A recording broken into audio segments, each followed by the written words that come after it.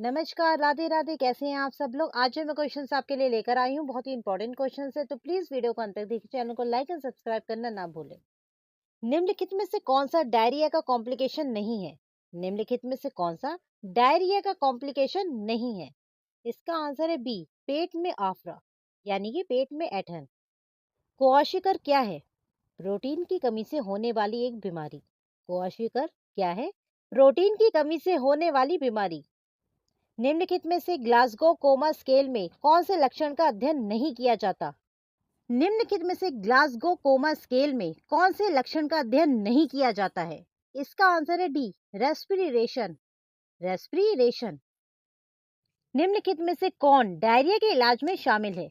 निम्नलिखित में से कौन डायरिया के इलाज में शामिल है? इसका आंसर है B, O R S. B, O R S. 1 litre ORS में NaCl की मात्रा कितनी होती है? 1 लीटर ओआरएस में NaCl की मात्रा कितनी होती है? इसका आंसर है ए, 2.6 ग्राम। 2.6 ग्राम। निम्नलिखित में से कौन से गुणसूत्रीय विकार में एक अतिरिक्त गुणसूत्र नहीं पाया जाता है? निम्नलिखित में से कौन से गुणसूत्रीय विकार में एक अतिरिक्त गुणसूत्र नहीं पाया जाता है? इसका आंसर है B, Turner syndrome. Turner syndrome. Glucocorticoids का बच्चों में अत्यधिक स्राव क्या उत्पन्न कर देता है? इसका आंसर है सी, कुशिंग सिंड्रोम। Cushing syndrome. एक नवजात शिशु का पहले 6 महीने तक वेट एवं लंबाई का मापन कितने दिनों में करना चाहिए? इसका आंसर है बी, मासिक, महीने में, 1 महीने में। निम्नलिखित में से थायराइड ग्रंथि के अत्यधिक काम करने का लक्षण कौन सा नहीं है? ए, वेट बढ़ना। ए, वेट बढ़ना। इंसुलिन डिपेंडेंट डायबिटीज में मृत्यु का सबसे प्रमुख कारण क्या है? इसका आंसर है सी, रेनल फेलियर। Renal failure. निम्नलिखित में से कौन सा हाइपोथायराइडिज्म का लक्षण नहीं है? निम्नलिखित में से कौन सा हाइपोथायराइडिज्म का लक्षण नहीं है? इसका आंसर है सी, दस्त का होना। सी, दस्त का होना। निम्नलिखित में से कौन सा नेफ्रोटिक सिंड्रोम के इलाज का हिस्सा नहीं है? निम्नलिखित में से कौन सा नेफ्रोटिक सिंड्रोम के इलाज का हिस्सा नहीं है? इसका आंसर है बी, डाइट में ज्यादा नमक। डाइट में बहुत ज्यादा नमक। मेरास्मस क्या है? मेरास्मस क्या है? ऊर्जा एवं प्रोटीन तत्वों की कमी से होने वाली एक बीमारी। ऊर्जा एवं प्रोटीन तत्वों की कमी से होने वाली बीमारी है। धसी हुई आंखें, सबकुटेनियस फैट की कमी, मसल्स वेस्टिंग एवं शरीर का वेट सामान्य की तुलना में 40% कम आदि किस बीमारी के लक्षण हैं? इसका आंसर है ए, मेरास्मस। ए, मेरास्मस। निम्नलिखित में से कौन सा अनुवांशिक रोग नहीं है? निम्नलिखित में से कौन सा अनुवांशिक रोग नहीं है? इसका आंसर है सी, विल्म्स ट्यूमर। Wilms tumour. निम्नलिखित में से कौन सी पोषक तत्व की कमी से होने वाली बीमारी नहीं है?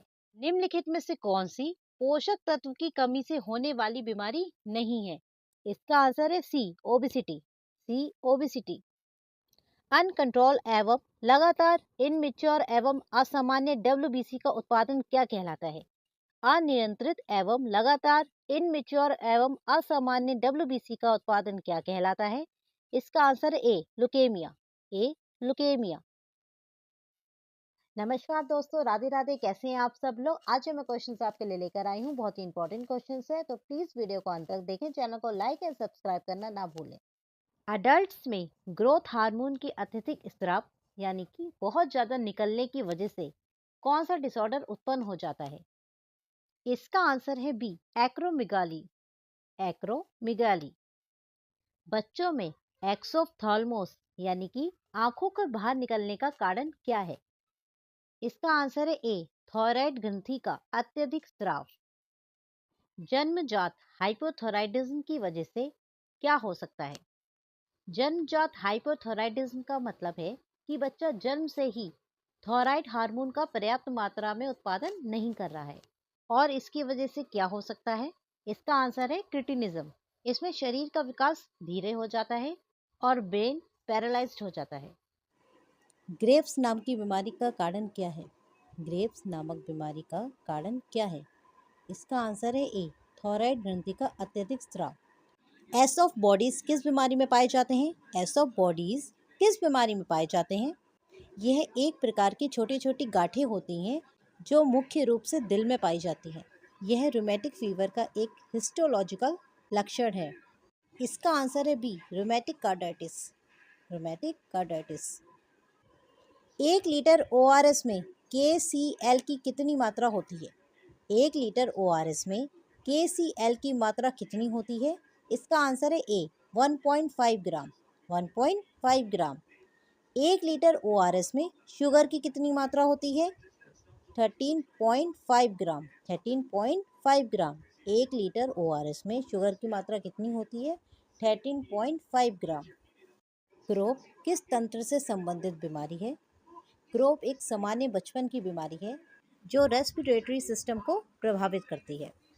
तो इस क्वेश्चन का आंसर है ए, श्वसन तंत्र, रेस्पिरेटरी सिस्टम। यदि एक बच्चा केवल गाय का दूध पी रहा है तो उसमें कौन सी कमी होने की संभावना बढ़ जाती है? यदि एक बच्चा केवल गाय का दूध पी रहा है तो उसमें कौन सी कमी होने की संभावना बढ़ जाती है? इसका आंसर है सी, आयरन की कमी। सी, आयरन की कमी। विल्म्स ट्यूमर का क्या लक्षण है? विल्म्स ट्यूमर का क्या लक्षण है? विल्म्स ट्यूमर एक प्रकार का बच्चों में होने वाला किडनी का कैंसर है। इसके लक्षण कौन कौन से हैं? ए, हार्ड एब्डोमिनल मास, पेट में गांठ या सूजन महसूस होना। बी, पेशाब में खून आना। सी, पेट दर्द, या फिर उपयुक्त सभी। इसका आंसर है डी, उपयुक्त सभी। निम्नलिखित में से डाउन सिंड्रोम का कारण क्या है? निम्नलिखित में से डाउन सिंड्रोम का कारण क्या है? इसका आंसर है बी, माँ की एज 35 वर्ष से अधिक हो। माँ की एज 35 ईयर से ज़्यादा हो। वह स्थिति जिसमें लंग्स पूरी तरह से फैल नहीं पाते हैं क्या कहलाती है? इसका आंसर है बी, अटेला कार्टिस। अटेला कार्टिस। यह एक ऐसी कंडीशन है जिसमें लंग्स का कुछ हिस्सा या फिर पूरा लंग्स पूरी तरह से पिचक जाता है या फिर ठीक से फैल नहीं पाता। हाइड्रोसिफिलिस के लक्षण क्या है? यह एक ऐसी कंडीशन है जिसमें सेरिब्रोस्पाइनल फ्लूइड CSF का असामान्य रूप से जमाव होता है जो ब्रेन पे दबाव डालता है और हाइड्रोसिफिलिस के लक्षण उत्पन्न करता है जो इस प्रकार है। ए, CSF प्रेशर का असामान्य रूप से बढ़ जाना। बी, सिर का आकार बढ़ जाना। सी, चिड़चिड़ापन, या फिर डी, उपयुक्त सभी। इसका आंसर है डी, उपयुक्त सभी। वर्टेब्रल कॉलम की पूरी तरीके से बंद नहीं होने के कारण उसमें होकर ऊतकों का बाहर निकलना क्या कहलाता है? यह सवाल पूछ रहा है अगर हमारे रीढ़ की हड्डी पूरी तरीके से बंद ना हो, मतलब उसमें कोई खुलापन रह जाए और इस खुलेपन से शरीर के टिश्यू जैसे नसें, मांसपेशियां बाहर निकलने लगे तो उस बीमारी को क्या कहते हैं? इसका आंसर है spina bifida. Spina bifida. Lungs की इलास्टिसिटी कम हो जाने की वजह से एल्वियोली का असामान्य फैलाव क्या कहलाता है? इसका आंसर है सी, एम्फीसीमा। एम्फीसीमा। माइक्रोसेफली का अर्थ क्या है? माइक्रोसेफली का अर्थ क्या है? इसका आंसर है बी, छोटे आकार का सिर। छोटे आकार का सिर। नमस्कार, राधे राधे, कैसे हैं आप सब लोग? आज मैं क्वेश्चंस आपके लिए लेकर आई हूँ, बहुत ही इंपॉर्टेंट क्वेश्चंस है, तो प्लीज़ वीडियो को अंत तक देखें, चैनल को लाइक एंड सब्सक्राइब करना ना भूलें। निम्नलिखित में से कौन सा विटामिन गर्भस्थ शिशु में नीरल ट्यूब विकारों को रोकता है? यानी कि निम्नलिखित में से कौन सा विटामिन गर्भस्थ शिशु को नीरल ट्यूब से बचाता है? इसका आंसर है D, folic acid. D, folic acid. Isoniazid के साथ कौन सा विटामिन दिया जाता है? आइसोनियोजिड के साथ कौन सा विटामिन दिया जाता है? इसका आंसर है C, vitamin B6। Vitamin B6। गंभीर पेशीय क्षति, ग्रोथ में रुकावट और लॉस ऑफ सबक्यूटेनियस फैट किस बीमारी के लक्षण हैं? इसका आंसर है डी, मेरास्मस। D, marasmus. वह एंजाइम जो कि वसा का पाचन करने में सहायक है। वह एंजाइम जो कि वसा के पाचन में सहायक है। इसका आंसर है B, lipase. B, lipase. Osteoporosis किसकी कमी के कारण होती है? ऑसिटोपोरोसिस किसकी कमी के कारण होती है? इसका आंसर है D, vitamin D. Vitamin D. एक मरीज को प्राथमिक स्वास्थ्य केंद्र पर रक्त का थक्का, क्लॉटिंग की समस्या के साथ आता है। वहां एक सामुदायिक स्वास्थ्य नर्स निम्नलिखित में से किसकी कमी का संशय करती है? किसकी कमी बताती है? इसका आंसर है बी, विटामिन के। एक शिशु को मां के स्तनपान से सामान्य भोजन पर स्विच करना क्या कहलाता है? एक शिशु को ब्रेस्ट फीडिंग से नॉर्मल सॉलिड भोजन पर स्विच करना क्या कहलाता है? इसका आंसर है विनिंग। निम्नलिखित में से कौन सी बीमारी कैल्शियम की कमी के कारण से होती है? रिकेटस। निम्नलिखित में से कौन सी बीमारी कैल्शियम की कमी से होती है? रिकेटस। 1 से 3 साल के बच्चों में प्रतिदिन कितनी ऊर्जा की आवश्यकता होती है? 1 से 3 साल के बच्चों को प्रतिदिन कितनी ऊर्जा की आवश्यकता होती है? 1010 kilo calorie. 1010 kilo calorie.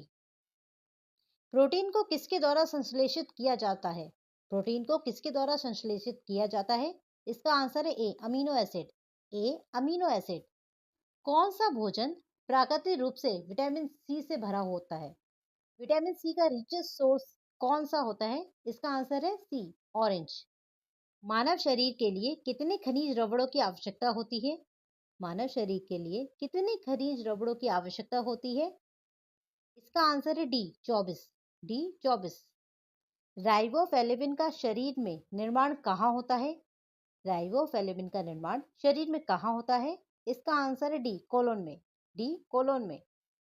Carotene शरीर में कहाँ जाकर विटामिन ए में बदल जाता है? कैरोटीन शरीर में कहाँ जाकर विटामिन ए में बदल जाता है? इसका आंसर है बी, लिवर।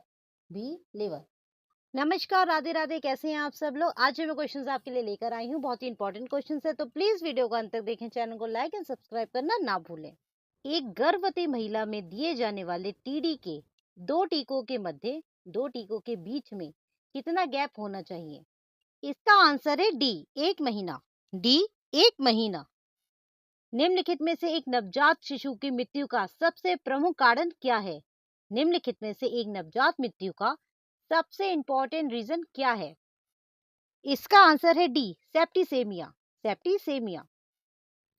पेंटावेलेंट के दो टीकों के मध्य, पेंटावेलेंट के दो टीकों के बीच में कितना समय अंतराल यानी कि कितना गैप होना चाहिए? इसका आंसर है सी, 4 सप्ताह, 4 वीक्स। डीपीटी की फर्स्ट बूस्टर डोज कब दी जाती है? डीपीटी की फर्स्ट बूस्टर डोज कब दी जाती है? इसका आंसर है सी, 16 से 24 महीने पर। 16 से 24 महीने पर। एक शिशु, एक बच्चे के द्वारा सख्त आवाज सुनकर हाथों को ऊपर उठाना क्या कहलाता है? इसका आंसर है सी, मोरो, स्ट्राटल रिफ्लेक्स क्रिया। विकास सिर से शुरू होकर धीरे धीरे नीचे के भागों की ओर बढ़ता है। विकास के इस सिद्धांत को क्या कहते हैं? इसका आंसर ए, सिफेलोकॉडल। सिफेलोकॉडल। निम्नलिखित में से कौन सी जगह बच्चों में कैंसर का सबसे सामान्य स्थल है, जहां बच्चों में कैंसर सबसे ज्यादा पाया जाता है? इसका आंसर है सी, बोन मैरो। सी, बोन मैरो। ये सारे ही क्वेश्चंस पिछले एग्जाम्स में आ चुके हैं, जैसे आप देख रहे हैं यहाँ पे मेंशन भी है कौन सा क्वेश्चन कौन से एग्जाम्स में कौन से सन में आया हुआ है। एक्यूट जीवाणु जनित मेनिंजाइटिस यानी कि बैक्टीरिया से होने वाले मेनिंजाइटिस अचानक किसी बच्चे को हो जाता है, तो एक नर्स का सबसे इंपॉर्टेंट काम क्या होगा? इसका आंसर है बी, बहुत शांत वातावरण प्रदान करना। बहुत शांत वातावरण प्रदान करना। निम्नलिखित में से कौन सा सेरेब्रल पॉलिसी का सर्वाधिक विशिष्ट गुण है? निम्नलिखित में से कौन सा सेरेब्रल पॉलिसी का सबसे अच्छा गुण है? यह जन्म के समय या जीवन के प्रथम 2 वर्षों के दौरान प्रकट होती है। यह या तो जन्म के समय प्रकट होती है या जीवन के 2 वर्षों के दौरान प्रकट होती है। एक स्कूल नर्स को डाउट है कि एक बच्चे में एक्यूट ग्लोमेरुलोनेफ्राइटिस है। दिए गए ऑप्शंस में से कौन सा ऑप्शन इस बीमारी से सबसे ज्यादा रिलेटेड है? इसका आंसर है डी, 2 सप्ताह पहले उसे स्ट्रेप्टोकोकल इन्फेक्शन हुआ था। 2 सप्ताह यानी कि 2 वीक्स पहले उसे स्ट्रेप्टोकोकल नामक एक इन्फेक्शन हुआ था। जन्म के समय एक नॉर्मल स्वस्थ बच्चे की ऊंचाई कितनी होती है? जन्म के समय एक नॉर्मल स्वस्थ शिशु की ऊंचाई कितनी होती है? इसका आंसर है बी, 18 से 20 इंच। एक बच्चे के पीठ के निचले हिस्से में नीले और काले चकत्ते पाए जाते हैं, तो बच्चे के माता पिता नर्स से इसके बारे में पूछते हैं, तो नर्स उसे बताती है कि ये मंगोलियन स्पॉट्स कहलाते हैं और लगभग 1 वर्ष में विलुप्त हो जाएंगे। और लगभग 1 वर्ष के बाद वो गायब हो जाएंगे। जब एक बच्चा माँ के गर्भ में होता है, तब ऑक्सीजन युक्त रक्त, ऑक्सीजन युक्त ब्लड किसके द्वारा एम्बेलिकल वेन में प्रवेश करता है? इसका आंसर है ए, डक्टस वेनोसस। Ductus venosus.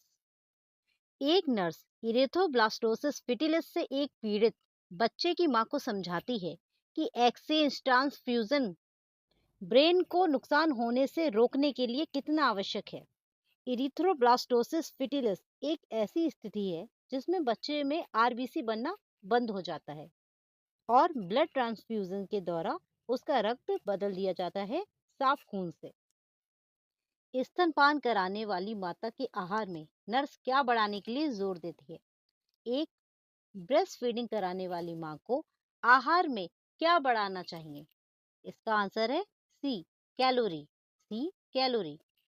नमस्कार दोस्तों, राधे राधे। कैसे हैं आप सब लोग? आज जो मैं क्वेश्चंस आपके लिए लेकर आई हूँ बहुत ही इंपॉर्टेंट क्वेश्चंस है, तो प्लीज वीडियो को अंत तक देखें। चैनल को लाइक एंड सब्सक्राइब करना ना भूलें।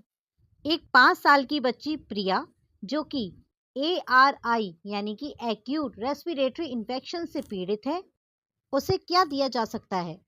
इसका आंसर है ए, प्रचुर तरल व भोजन, अबंडेंट फ्लूइड्स एंड फूड।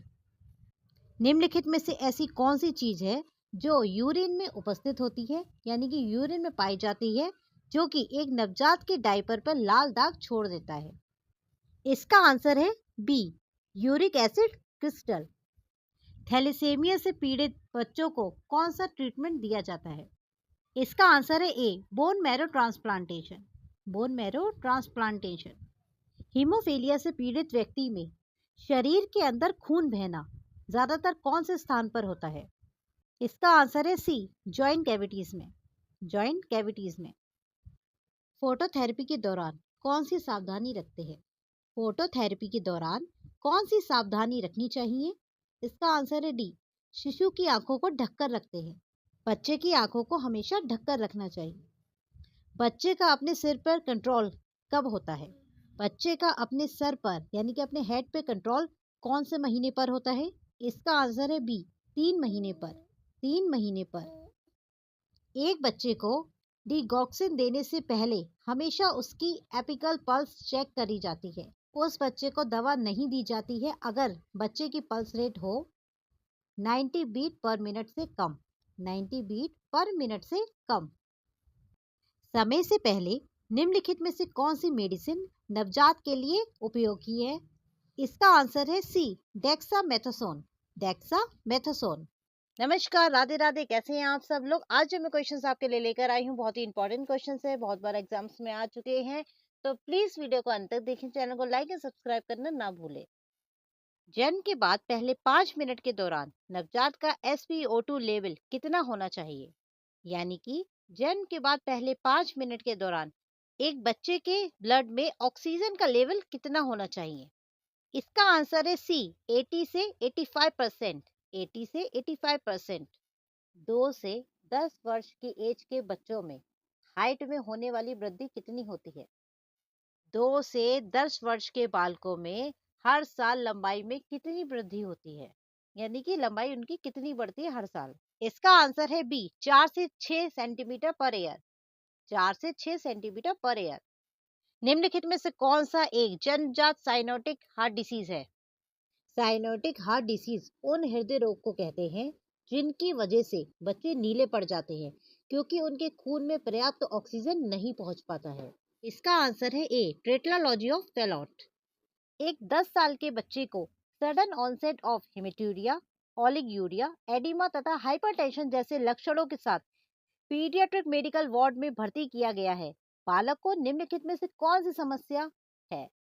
इसका आंसर है एक्यूट ग्लोमेरुलोनेफ्राइटिस। भारत में बच्चों को पेट के कीड़ों से छुटकारा दिलाने के लिए कौन सी दवा दी जाती है? इसका आंसर है बी, एल्बेंडाजोल। एल्बेंडाजोल। निम्नलिखित में से ऐसी कौन सी स्थिति है, कौन सी ऐसी पोजीशन है जिसमें ब्रेस्ट फीडिंग मना होती है? इसका आंसर ए, शिशु में ग्लैक्टोसीमिया। बच्चे में ग्लैक्टोसीमिया। यह एक जेनेटिक डिसऑर्डर है जिसमें बच्चा ग्लैक्टोज नामक शर्करा को ठीक से पचा नहीं पाता है। ऐसा कौन सा विटामिन है जिसका लेवल ब्रेस्ट मिल्क में सबसे कम होता है? इसका आंसर है C, vitamin D. Vitamin D. Tracheoesophageal fistula एक ऐसी बीमारी है जिसमें श्वास नली यानी कि ट्रेकिया और भोजन नली यानी कि एसोफेगस के बीच एक अबनॉर्मल फिस्टुला बन जाता है। इस स्थिति में रोगी को कौन सी पोजीशन में रखना चाहिए जिससे उसे आराम मिले? इसका आंसर है B, head end elevated at 30 degrees. Oxygen therapy प्राप्त कर रहे प्रीटम तथा ट्रम नियोनेट्स में टारगेटेड ऑक्सीजन सैचुरेशन लेवल कितना होता है? प्रश्न आपसे पूछ रहा है जो बच्चे समय से पहले पैदा हुए हैं और जो पूरे समय पर पैदा हुए बच्चे ऑक्सीजन थेरेपी ले रहे हैं, उनमें ऑक्सीजन का सही लेवल कितना होना चाहिए? इसका आंसर है बी, 91 से 95%। 91 से 95%। आशा करती हूँ जो मैंने आज आपको क्वेश्चंस बताए आपके काम आएंगे, आने वाले पेपर के लिए यूजफुल साबित होंगे। तो प्लीज वीडियो को लाइक शेयर सब्सक्राइब करना ना भूलें। Thank you.